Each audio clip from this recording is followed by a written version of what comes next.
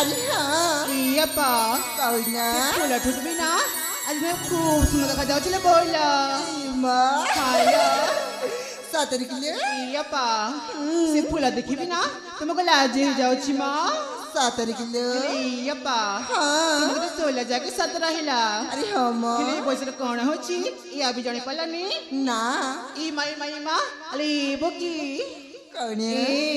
देखा माँ जाने जाने भी अब जाहुआनी अरे सकत बनी तुम्हें कता टक इमिति अंकी बंकी कौना माँ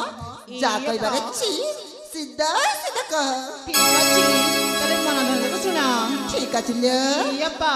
हाँ ए नॉन मिर्चा पतल घंटा बस खा ले काटे नॉन मिर्चा पतल घंटा बस खा ले काटे और मिर्ची मत देने तो बगर तो मैं बना काटे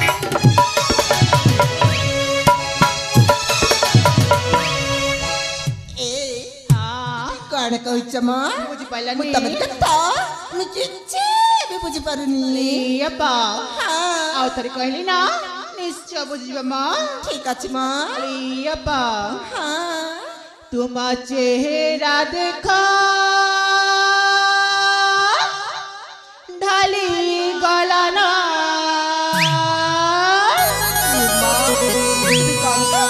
तुम चेहरा देखा गो ढाली गलाना हाँ कहा के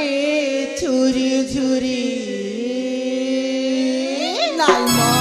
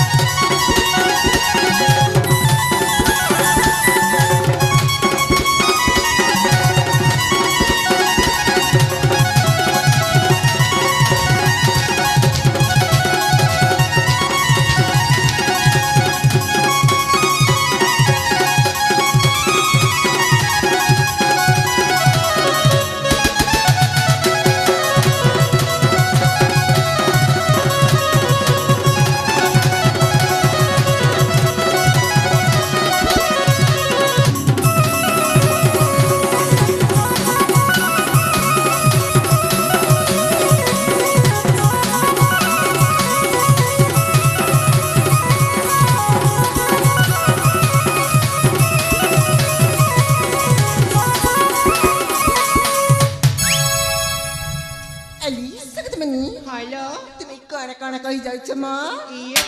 ए मोची तुम पिला दिन सांगलो किलो तुम कण कही जाउछ बुझी पाला ने ना ए आगो कहले ठीक बुझी बमा कौन अरे यप्पा झरनार पानी झरा झरा लो बौली झरनार पानी झरा झरा लाजो लाजो नाई रो गजे मा आने जे मोतम के बरा झरनार पानी झरा झरा लो बौली झरनार पानी झरा झरा लाजो लाजो नाई रो गजे मा आने जे मोतम के बरा निसा तुम के चढ़ी गला ना चाबी करी तेल के टुकु धारी दे मुआता महाने मंतर मारी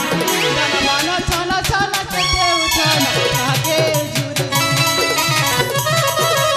तेरा देखा बधाई गला ना कहाके झुरी झुरी